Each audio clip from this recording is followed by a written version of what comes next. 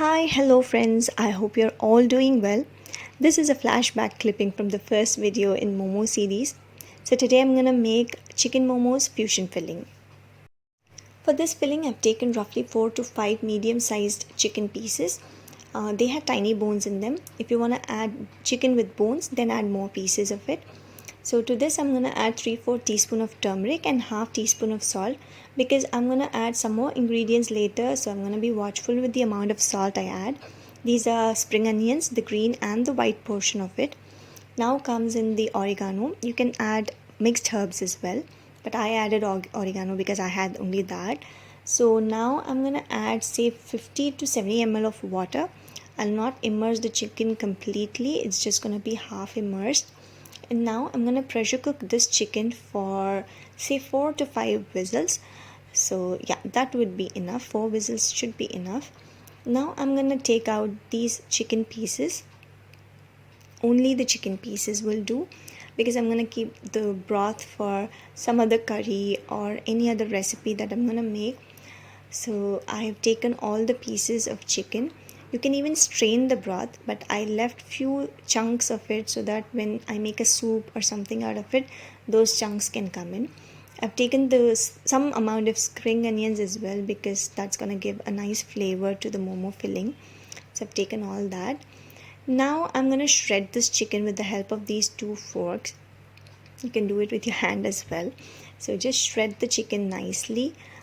They should be like nice strips or tiny strips, thin ones.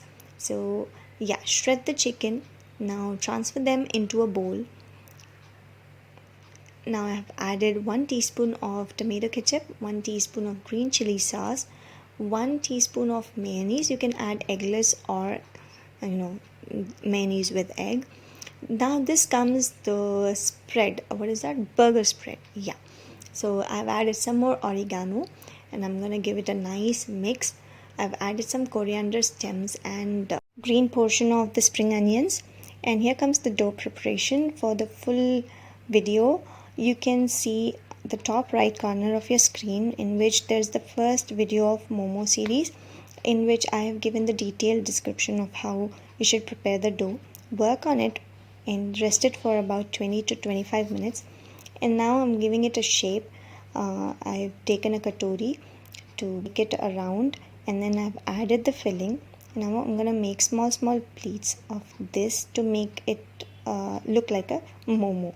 You can make different shapes as well. So here comes the momo. Now it goes directly into the Tupperware steam it.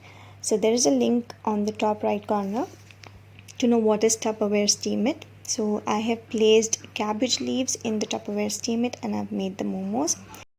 So I served the momos with a simple dip and momos chutney. I will share the recipes soon. So these momos turned out really good. So please do try them. And do not forget to subscribe to SchoolKnit and do share our videos, like them and comment on them. And share it with your friends. Take care then. Bye bye.